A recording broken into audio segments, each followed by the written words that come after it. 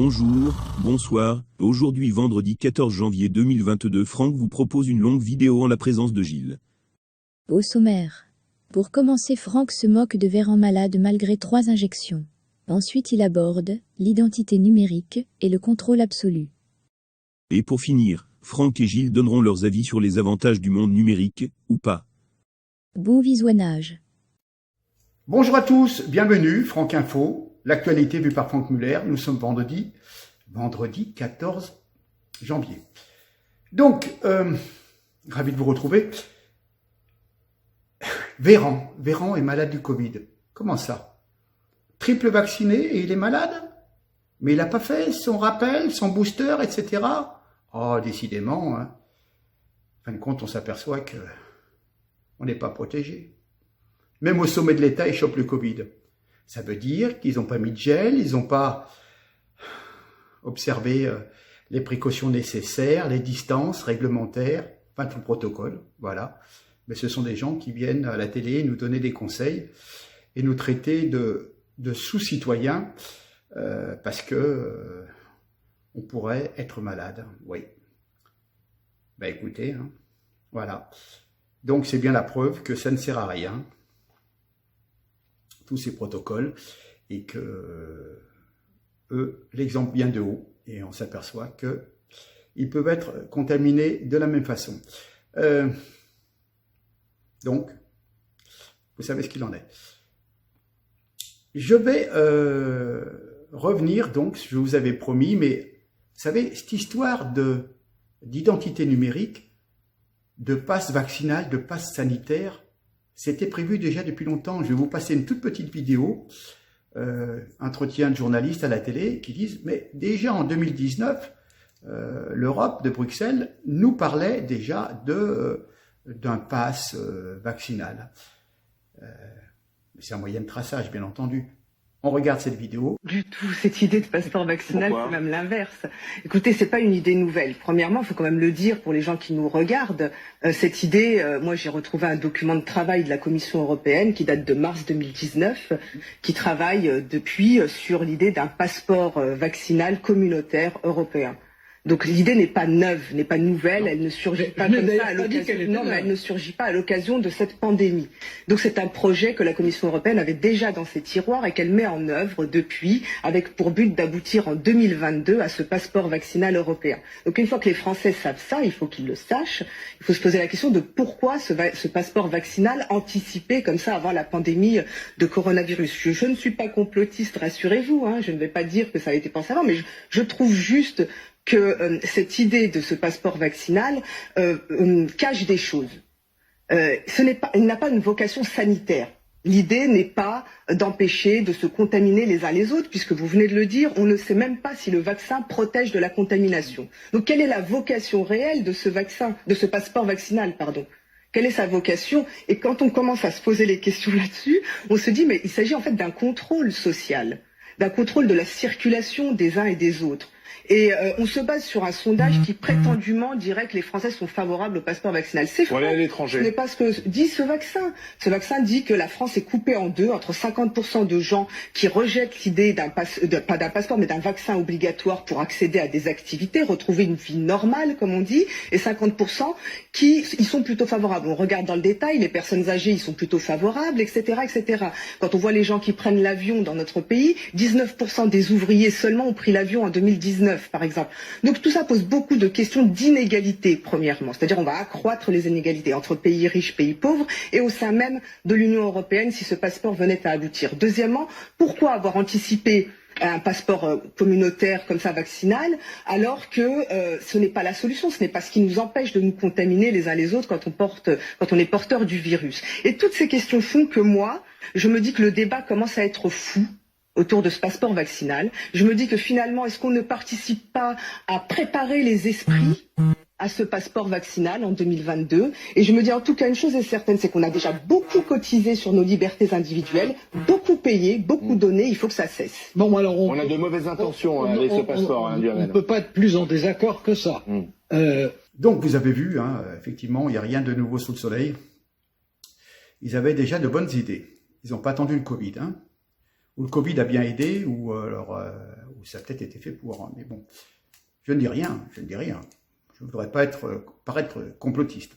Bon, on va passer une petite vidéo qui s'appelle le Digital Wallet de Thales, qui représente la prochaine génération d'identification mobile en créant un portefeuille numérique sécurisé sur smartphone dans le but d'héberger les justificatifs d'identité numérique de l'usager. On n'est pas d'accord, Gilles et moi. Moi, je vois les aspects négatifs et lui voit les aspects positifs. Donc, je vais vous expliquer ma théorie. Voilà. Vous regardez la vidéo, il y en a pour 3 minutes, vous allez voir. Et puis, après, on en reparle.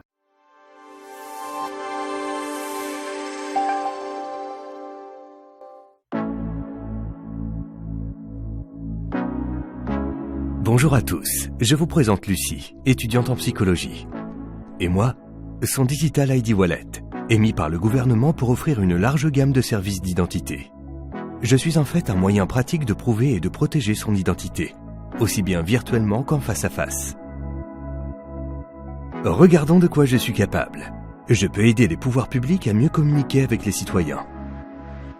À cet instant précis, je rappelle à Lucie le rendez-vous qu'elle doit prendre pour sa vaccination. C'est l'heure de se présenter à son examen. Lucie est un peu stressée. Je suis là pour qu'elle puisse prouver facilement qu'elle est bien la candidate légitime, grâce à une connexion rapide et sécurisée entre son téléphone et celui de l'examinateur.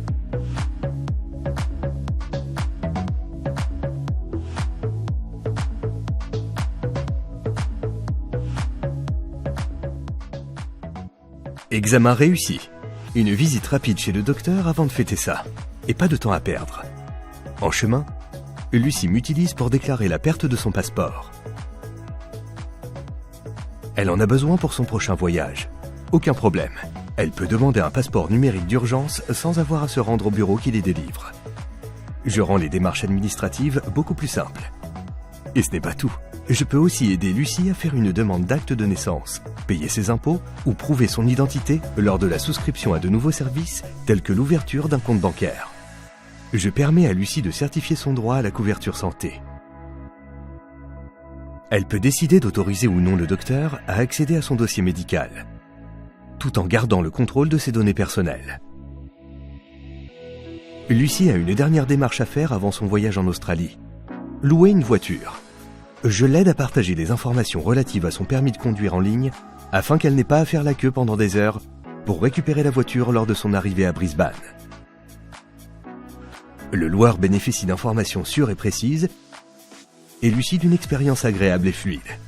Les amis de Lucie l'attendent à l'intérieur du bar. Pour la laisser entrer, je génère simplement un code QR qui prouve que Lucie a l'âge requis. Elle n'a donc pas besoin de partager tous les détails de son identité avec le personnel. Alors oui, je suis le meilleur ami de Lucie. Je protège son identité et ses identifiants officiels où qu'elle aille. Je lui fournis un accès sécurisé aux services publics et privés. Je lui permets de garder un contrôle total sur ses données personnelles. En d'autres termes, je donne accès aux bonnes données à la bonne personne. J'ai également la confiance des pouvoirs publics pour mieux soutenir la transformation numérique, lutter contre l'usurpation d'identité et offrir des services publics performants et disponibles H24. Je suis le Thales Digital ID Wallet. Je reprends, vous avez vu. Mais, quelque part, cette fameuse Lucie que l'on voit dans la vidéo, là, tout est beau, tout est bien, je veux bien y croire. Mais tout dépend des intentions de ceux qui sont en haut. C'est-à-dire qu'avec l'arrivée de l'euro numérique, Lucie a désormais accès, avec son passeport électronique, hein, tous les paiements sont sécurisés. Mais si vous n'avez pas respecté le 10e, 20e confinement, vous êtes sorti. Pourquoi il y aurait des confinements? Eh bien écoutez, vous allez avoir votre portefeuille numérique, votre wallet, qui va être débité automatiquement de l'amende de 135 €. Mais non, pas du tout. Pas du tout. Quand on aura tous le passeport numérique, cette maladie, cette pandémie n'aura plus lieu d'être. Bah, à quoi? Ah oui, vous êtes sortis. Ah oui, mais personne m'a vu. Eh ben oui, mais lui, il sait tout. D'accord? Voilà. Lucie a une petite fille. si elle n'a pas effectué les piqûres de rappel de son enfant unique, depuis les mesures gouvernementales de contrôle des naissances, puisque ce ne sera plus qu'un enfant par personne, ce sont des lois. Mais non, la même réponse. Quand il y aura le tracker qui sera en place, il n'y aura plus besoin de se faire des vaccins. La pandémie sera terminée, la maladie sera finie. Loi d'harmonisation natale, ça s'appelle. Voilà. Votre enfant, qui quand même réagit mal à la nouvelle technologie, au niveau vaccin génique innovant, avec tous les produits qui sont contenus dans ces seringues, vous êtes quand même obligé de faire vacciner votre enfant, parce que le portefeuille numérique, le wallet, va vous dire vous êtes un... Mais non, toujours même réponse. Quand on aura ce tracker, c'est fini. Il n'y aura plus besoin de se faire vacciner, du moins pas pour cette maladie-là, quoi. Mauvais parents, voilà. Vous êtes étourdis, Il faut absolument aller faire la vaccination pour votre enfant, pour éviter une amende qui aurait été immédiatement débitée du portefeuille numérique, Et puis vous avez aussi une perte de crédit social, Voilà. Alors est-ce que vous pourrez boucler votre fin de mois si vous avez 2-3 amendes dans ce mois passé? Ça va être compliqué, Mais non. On ne sera pas puni parce qu'on achetait un papier dans la rue, quoi. On ne sera pas puni. Alors, dans la vidéo, on vous dit « J'ai la confiance des pouvoirs publics concernant la création d'un monde numérique ». Oui, c'est beau. Traduction, l'État va m'utiliser pour activer ou désactiver les actions du citoyen via le tout connecté. Donc, cela rend impossible toute action non validée par le gouvernement. Franchir un péage? Non. Pourquoi? Parce que la barrière... Pas le gouvernement. Ça sera des machines, ça sera des ordinateurs, l'intelligence artificielle, l'intelligence machine. Va rester bloqué. Mais pourquoi? Votre crédit carbone est à 0. Donc vous n'avez pas le droit de rouler. Vous avez trop roulé ce mois. Et oui, l'écologie. Prendre le métro? Oui, mais si la ligne dessert le lieu d'une manifestation non autorisée... mais c'est n'importe quoi. Franck, là, c'est n'importe quoi. À ce lieu, avec les transports en commun. On est d'accord? Oui, mais par exemple, vous voulez... votre placard est vide, vous voulez sortir pour acheter le lait pour votre bébé? Ah oui, mais les fonctions commerce extérieur sont désactivées, passé l'heure du couvre-feu. Vous voulez acheter un billet d'avion? Mais pour aller où? Mais attendez, ça va envoyer une alerte au centre de vaccination le plus proche, car votre passe sanitaire est en voie de péremption. Vous ne pourrez pas prendre l'avion dans 15 jours, parce qu'il va être périmé votre passe. D'accord? Ok. Comment dire? Rencontrer des inconnus? Ah oui, mais au bistrot... Non, Franck. Non, écoute voir, je suis d'accord avec toi que tu as peur, mais c'est pas ces détails-là qui vont être punis. Il y en aura peut-être certains, mais ceux qui vont être punis, c'est ceux qui font des gros délits, ceux des meurtriers, toutes les racailles, etc. C'est eux qu'on va chercher à punir, à bloquer. Ah, ces chauffards, si tu veux. Non. On va déterminer que peut-être les personnes que vous allez rencontrer ne sont pas des bons citoyens, ils ont des idées opposées à celles du gouvernement. Donc, c'est pas bien, et on va dire au mec du bistrot, oui, il y a un rassemblement chez vous de gens un petit peu louches.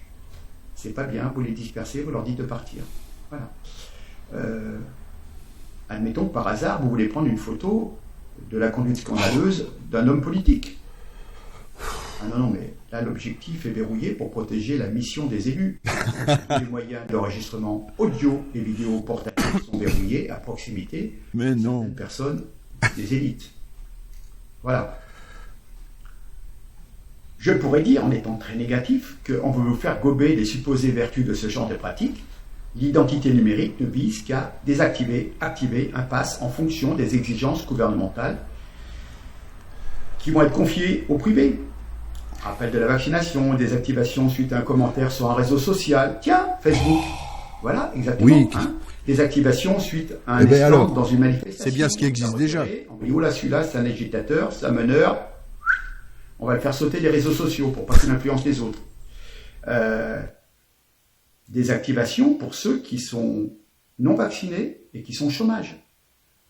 Au Canada, ils en parlent. Estrosi, le maire de Nice, nous a dit on voudrait supprimer les allocations chômage aux personnes qui ne sont pas vaccinées. Voilà. Oui, aux feignants. Donc, est-ce qu'il y a encore beaucoup de personnes pour croire la parole d'un gouvernement? On l'a vu dans la dernière vidéo, ce sont des mensonges permanents, des incohérences, des discours moralisateurs à outrance, la novlangue, avec des mots, des phrases mécaniques, liberté, assumer, l'intérêt européen, ce qu'on appelle la souveraineté partagée au niveau de l'Europe. Enfin, que des mots un peu spécifiques, voyez. Bon. Ces élites qui ne sont rien, qui sont rien des experts, parlent dans le vide sans le savoir. Voilà. Pour conclure, cette facilité apparente, ben oui, effectivement, c'est bien, même au niveau de la violence, de la surveillance, des délinquants et tout, ça peut être bien, mais vous aurez regroupé dans ce portefeuille numérique toutes vos données personnelles. Mais, quelque part, dans ce système, l'État aura un contrôle total sur votre vie. Mais non, pas l'État. La tranquillité n'a pas de prix, rien. Puisque c'est mondial, c'est déjà pas l'État. Effectivement. Vous aurez une liberté, mais avec une laisse. Et alors ? Vous voyez ce que je veux dire ? Voilà. Mais si tout le monde est correct, évidemment, des excès de vitesse, certaines infractions, comme je vous ai dit, sortir quand il y a le confinement. Et alors, c'est pas normal de punir ceux qui roulent trop vite ou qui roulent mal ? Vraiment dans les rails des obligations destinées par le gouvernement. Donc maintenant, je vais laisser la parole, je vous remercie de m'avoir suivi, je vais laisser la parole quelques minutes à Gilles, qui lui va vous expliquer tout le bénéfice. De toute façon, c'est le futur, hein.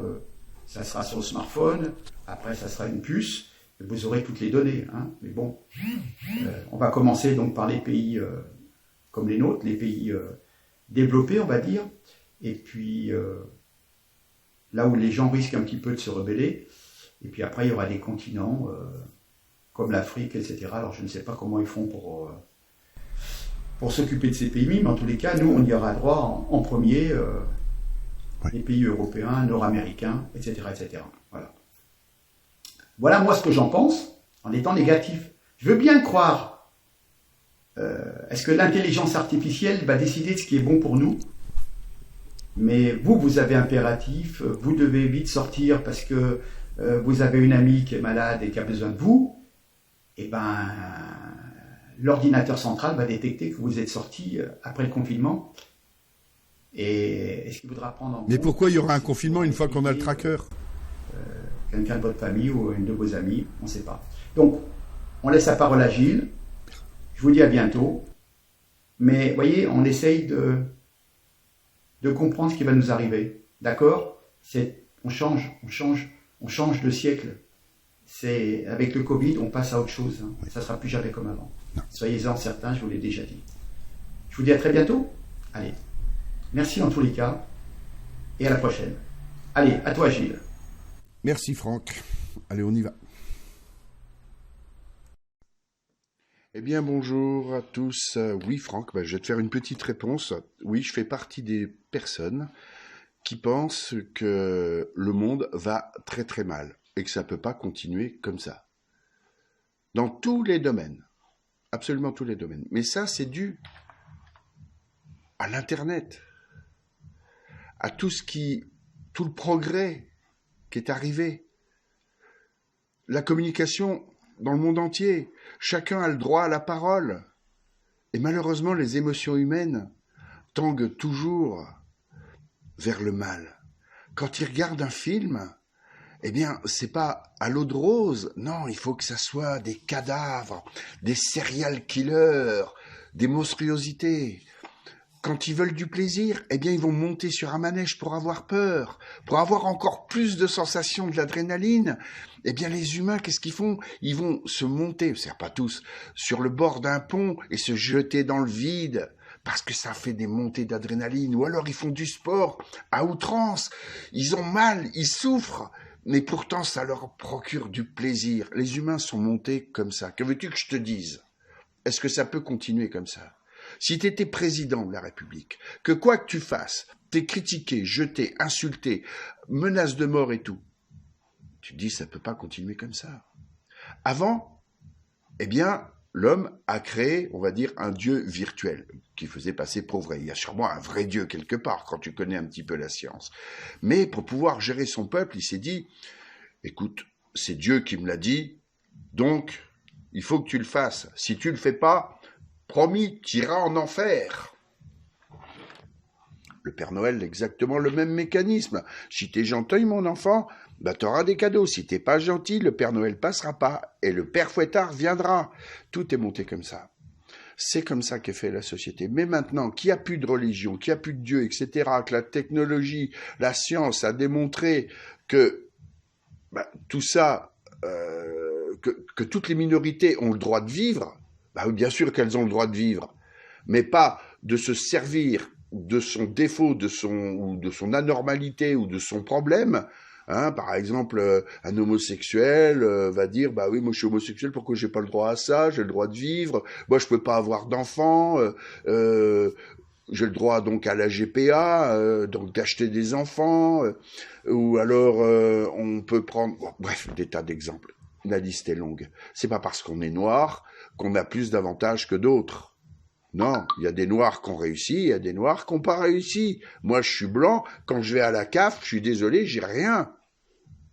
Donc arrêtons de se servir de ce qui ne va pas pour réussir. Donc moi, je suis pour ce tracker. Je vais prendre qu'un seul exemple. Non, deux.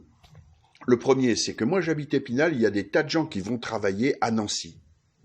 Donc, ils savent où sont les radars. Au niveau des radars, ils sont à 110 km/h. Sinon, eh bien, ils sont à 130, 140, à fond la gamelle, parce que tous les jours, ils font ce trajet.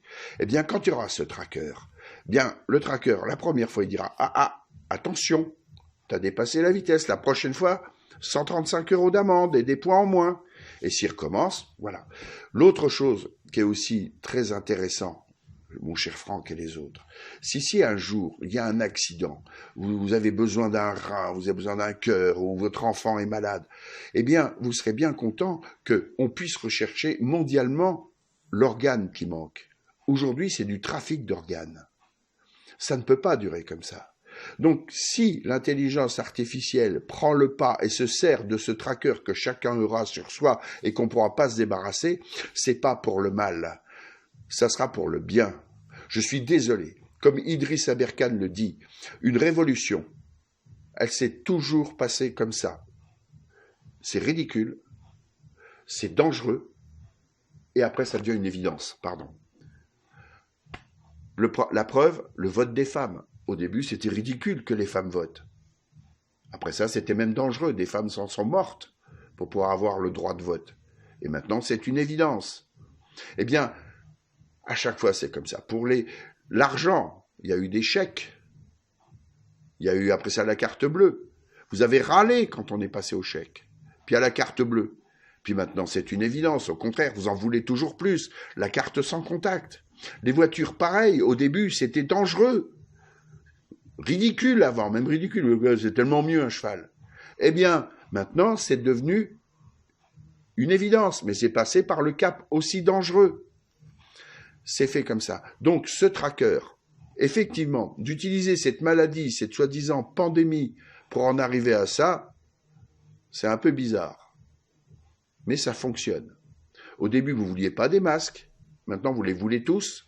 Les distanciations sociales, pareil, tout le monde veut les respecter pour ne pas avoir les vaccins. Bien entendu, hein. Au début, on dit les masques, si pas de masque, distanciation sociale. Après ça, si vous ne faites pas ça, bah, vous aurez les vaccins. Donc, comme on veut pas les vaccins, du coup, on va respecter les distanciations sociales. Pas besoin de vaccins, ça touche que les vieux. Faut pas vacciner les enfants. Mais maintenant, 95% des gens sont vaccinés. Et ils ont leur liberté. Et d'ailleurs au sujet de la liberté que les humains veulent, moi j'appelle pas ça de la liberté, j'appelle ça de l'anarchie. Parce que moi la liberté, hein, elle se termine, la mienne, comme la vôtre, elle doit se terminer où celle des autres commence. Je suis désolé, c'est comme ça que ça doit se passer. Il faut avoir du savoir-vivre. Et comme on ne sait pas l'avoir, ou qu'on ne sait pas les limites, qu'il y a toujours des exagérations, des gens qui trichent, qui volent, eh bien, forcément, ça devient l'anarchie. Et c'est pas possible de vivre comme ça. Comme apparemment le Dieu que les humains ont créé ne fonctionne pas, eh bien ce tracker punitif remplacera Dieu. Et maintenant, il faut arrêter de me dire que c'est parce que je jette un papier, je vais être puni. Non, si tu jettes un papier dans la rue, tu ne seras pas puni. Même si tu roules je sais pas moi, tu fais des conneries, non. C'est que les grosses conneries qui seront punies. Par exemple, les cartes vitales. Regardez cet argent qui fuit. Bref, je ne peux pas faire la liste, elle est énorme. Vous avez vu la pub dans la vidéo. Maintenant, de toute façon, on ne pourra rien y faire. C'est comme ça se passera comme ça. Il faut l'accepter. Moi, je n'aurais pas eu besoin de cette maladie pour pouvoir l'accepter, parce que si j'avais été président et que je vois que mon peuple se comporte comme ça, eh bien, soit que j'aurais inventé un Dieu, et si j'avais la technologie et les scientifiques qui vont avec, eh bien, forcément, j'aurais demandé à ce que les gens soient traqués. Regardez les téléphones. Avant, on téléphonait, on se cachait dans la rue pour téléphoner. C'était ridicule de se téléphoner. Et surtout quand ils sont arrivés les nouveaux téléphones sans fil, c'était ridicule. Et après, c'était même dangereux. Parce que, ouais, les rayonnements, ça bousille la tête, ça bousille le cerveau. Et maintenant, c'est une évidence. Et regardez la puissance de nos téléphones que l'on a dans la poche. Chaque coup qu'il y a eu de progrès, chaque coup, ça s'est bien passé, mais c'est difficile de le faire admettre. Et maintenant, je sais qu'il y en a des gens qui vont penser, qui vont dire, ouais, c'est les sionistes, c'est le pouvoir, le gouvernement mondial, etc. Je m'en fous de ça. Il y a des gens tout en haut qui se sont dit, il faut arrêter ça. Parce que si ça continue comme ça, eh bien, on va aller dans le mur. Donc, ridicule, dangereux, évident. Ce tracker est en plein dedans, vous en avez la démonstration. Ça, on pourra dire peut-être pas adieu complètement à toutes ces agressions, ces vols, ces viols. Attendez voir, j'ai fait la liste, je l'ai plus. Bon, bref, toutes les horreurs qui se passent aujourd'hui, eh bien, elles vont se limiter parce que la technologie va prendre le pas dessus. Et maintenant, me dire que des humains vont pouvoir le contrôler, peut-être. Mais moi, je crois que l'intelligence artificielle réussira. Il y a des gens qui savent compter. Eh bien, avant, je prenais une calculatrice pour avoir le chiffre juste. Eh bien, quand l'intelligence artificielle sera là, elle fera ce travail-là. Elle fera ce que j'ai pas envie de faire. Comme une calculatrice, comme une machine à laver. Elle fait mon boulot. Le progrès, c'est pour améliorer les choses. Et je suis content qu'il y a des gens qui pensent bien. Maintenant, vous avez du mal à l'accepter, eh bien tant pis. Comme le masque, comme les distanciations sociales, comme le vaccin, eh bien vous l'accepterez. Il n'y a pas le choix. Parce que si un jour, j'ai un enfant, ou vous-même vous avez un enfant, vous voyez que tous les autres réussissent parce qu'ils respectent les règles, ils sont libres. Parce que la liberté d'aujourd'hui, c'est un petit peu l'anarchie. Donc, s'ils sont libres, ils font ce qu'ils veulent, mon enfant, il va râler. Mais je m'en fiche, moi, d'être pisté, moi, j'ai rien à cacher. Donc, moi, je le veux, ce tracker. Ben, vous serez tout seul. Vous ne pouvez pas handicaper vos enfants d'un manque qui lui donnera de la liberté. Oui, alors certains vont me dire, c'est de la contrainte. Oui, mais c'est pour le bien. C'est pour éviter toute cette violence, cette tricherie et tout ce qui se passe autour de nous. Voilà. Je suis loin d'avoir fini ce sujet. Peut-être que je le continuerai. Voilà, Franck, mon avis. Je ne sais pas quoi dire d'autre. C'était Gilles pour Franck Info.